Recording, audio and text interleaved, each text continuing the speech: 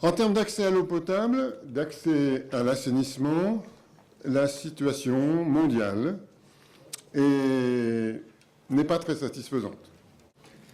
Mais avant d'être pessimiste, regardons quand même le verre sous son côté à moitié vide. Il se passe énormément de choses. Les villes croissent, mais les services publics aussi, bien entendu. Et si on prend simplement 8 ans, le nombre de citadins qui ont bénéficié d'un meilleur accès aux services publics, de l'eau potable ou de l'assainissement, a augmenté de façon considérable.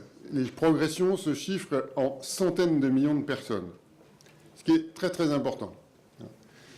Donc ça veut dire que l'action collective est très forte dans les villes.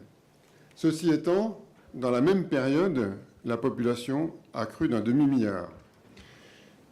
Et ça fait donc une différence. Ce demi-milliard de personnes, lui, n'a pas eu pour sa totalité accès aux services publics. Alors, si on regarde les populations qui manquent de services, qui ont un accès à l'eau potable ou à l'assainissement insuffisant.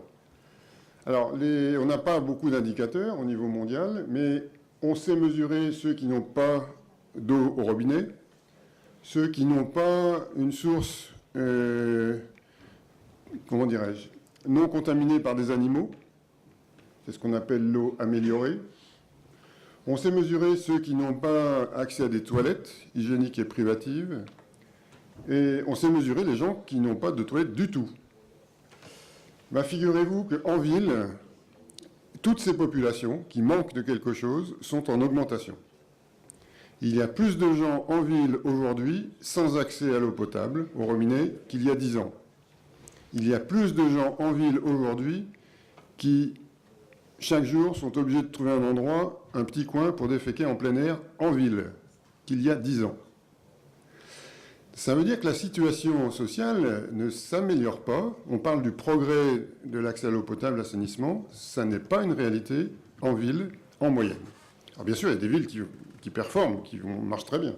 Mais en moyenne, la situation se détériore, alors que dans l'autre moitié du monde, qui est la moitié rurale, au contraire, la situation s'améliore.